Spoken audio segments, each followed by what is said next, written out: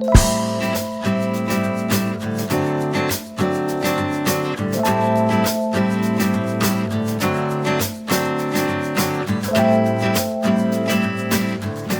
you, Laura. Oh, thank you, everyone. What a wonderful, wonderful surprise. I probably do, yes. And I'm going to do that. Excellent. Now I get to empathize with all the amazing speakers we've had before, right? Awesome. All right, so, okay, how's this going to work? It's going to be like that. Did that work? Yes, it did. We're in business, ladies and gents. So we're celebrating milestones. Hey, have we heard a few good tonight? Has it caused a little bit of reflecting on your own life and your own journey? Cool. Well, I'm going to add mine into the mix now. I was really admiring some of the speakers we've had tonight because they took like moments, and there's kind of this detailed view, these moments that really mattered. And for me, there's like streams of milestones, and these are my 4 main streams, and they're basically in priority order. So the first and foremost is my beautiful family, and I'm going to embarrass them right now. This is them in the front row. Can I get a little round of applause or a clicking or something? There they are. Awesome. But that's not just local family, that's family all over the world. My history has made it so that I've got diaspora all over the place. And so I celebrate that, and I also reflect on that quite a bit, because they are in parts of the world that aren't experiencing the same privileges and reality that we are right now. And as Bro, very kindly opened up, we are very blessed at the moment, and we should really be quite grateful for that. So I am deeply grateful for my family. There are many milestones in there, probably too many to mention. Like Masa, I'd probably have a couple of years up here of monologuing. But like critical moments, I'm just so pleased and privileged to be a parent. Every day I reflect on that, and Sonia, my beautiful partner, this is a common topic for us of where we just count ourselves really privileged to have that responsibility to shape someone's path, to be a part of their path. And that causes me really to think about the kind of future that we want. And so mine is that pretty much that big mission up at the top there, making sure our future does not suck. And those of you who've heard me before, I will talk passionately about building beautiful businesses, bringing humanity back to business, the kind of future that I would love to bring into the world, that to presence into the world. I'll talk about that in a second. Is one that's kind to people, planet, that's a sophisticated society, that we're on the front foot of global climate change issues, and just generally it's just unstuffed in a lot of ways, right? Unfortunately, I don't know if we're pointing at that reality right now, that idealized, amazing vision of the future. At the moment, we're pointing to something else, but I'm doing my damnedest, and I'm staring at a bunch of people looking back at me that I know are a part of that conversation, of shaping what's happening next, of bringing something pretty special about in the future that we're facing. So that's my mission. Heaps of adventures. Man, every day is an adventure. This MUV Talk is an adventure. Every single one that I've had the privilege of being a part of. Conventional adventures. One of the ones that I'm most proud of is not too recent history now, unfortunately, is an amazing trip to Antarctica. I mentioned it before. And it was quite humbling, and there were a few critical moments there where I think for us it's quite good to remind ourselves as humans.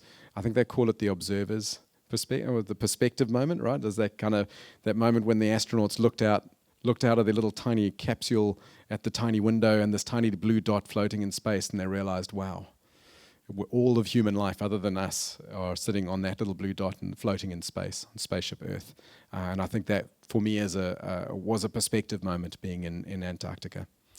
Anyway, I could drone on lots of stuff. Masa, fist bumps, Massey MBA, and actually the first in my extended family to earn a degree at a university.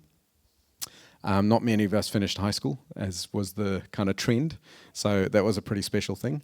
And then the ability to take that education and put it towards shaping what happens next for our communities and societies feels good. And then, of course, communities, I've got a portfolio of circles that I'm in, in, and there's quite a few faces here from one of my favorites at the moment is Collectively. This is a amazing community of business owners spread across Aotearoa, and they're all chipping away, doing what they can to make it work. And then, of course, the MUV Talks community, Pauli, Laura, and so many Jen and so many others are part of a broader conversation about bringing entrepreneurship down to grassroots and spreading that out in our communities. And as Laura once said to us on a picnic blanket in Mangawai, it was Mahurangi West on a picnic blanket. She said, I'm not into the startup weekend thing for entrepreneurship per se. I'm into it because I want to help our community solve problems. Can I get a hell yeah for that? I was like, that kind of struck me. There you are. Sorry, I was looking for you. Anyway, that's enough about me. All right, so here's an idea. Has anyone heard of Theory U? Otto Scharmer's work, MIT. Massachusetts Institute of Technology. Anyway, Otto Scharmer's doing some work about emerging futures, and they have a lot of commentary around complexity and complication, and what does it mean for us as real people and society and institutions. So how do we sense into the future and presence the future that we want, and absence the things that we don't want? As Mel used in her language, a very careful use of language, every choice that you make, 35,000 choices in a day, how many of them count towards and move you towards your future self?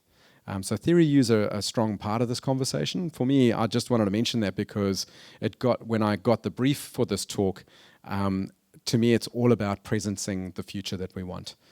So what are we presencing? And I wanted to put some attention and focus, collective attention, on MUV Talks, if it's okay. What about that? So for me, I want to celebrate 4 aspects of MUV Talks that might not be apparent to everyone.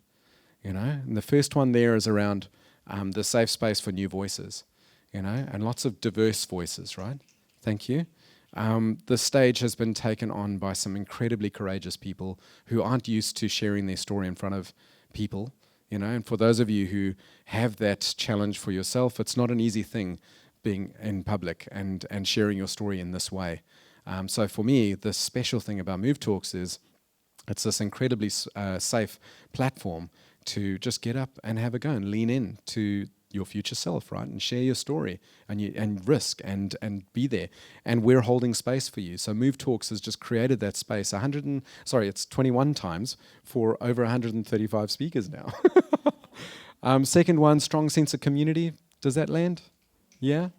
Have you ever met anyone that has been to MUV Talks, knows what you're talking about somewhere else outside in the world? Yeah?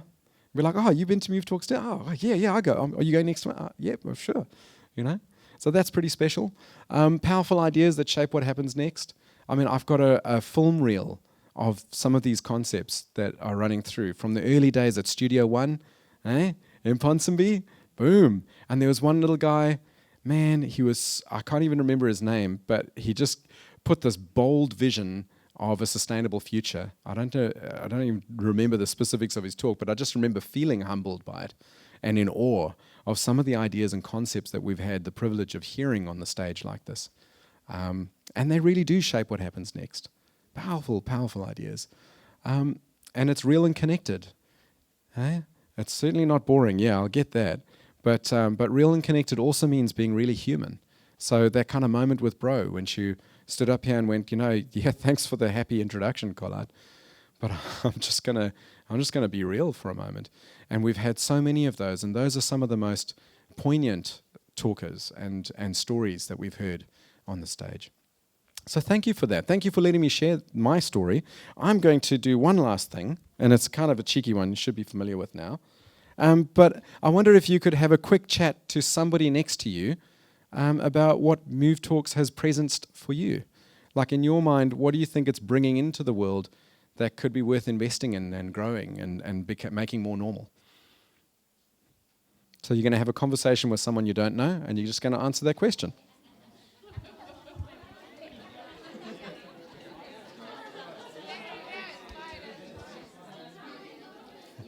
Hey, baby. Nearly done. Yeah.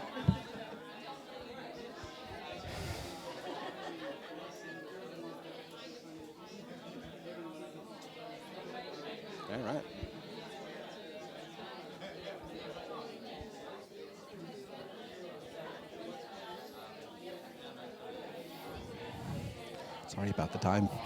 Sorry about the time. 1 minute.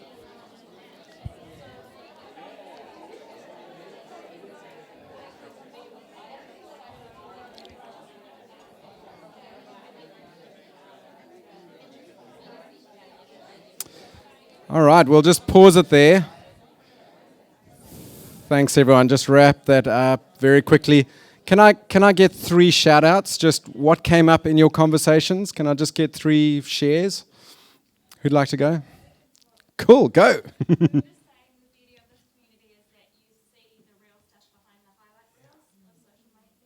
Nice. Yeah. Kia ora, thank you for that. Awesome. 2 more? Yeah. Yeah. Awesome. Mandy. Yes. Yeah. Yeah. There's been nights when we've just had our whole sort of perspective stretched and put in different points of view. And that's the beauty of having 7 speakers, right? Like 7 glimpses around a theme makes you look at that topic from 7 different perspectives. And it's hugely rich, isn't it? Hey, interesting. Awesome. Thank you very much for listening to me, Jan. And I really appreciate it. And I hope you go on to celebrate more milestones. And actually the key is to go from I celebrate milestones to we celebrate milestones. So looking forward to joining you all for a quick last cheeky one before we leave tonight. And that's my talk. Thank you. Thanks.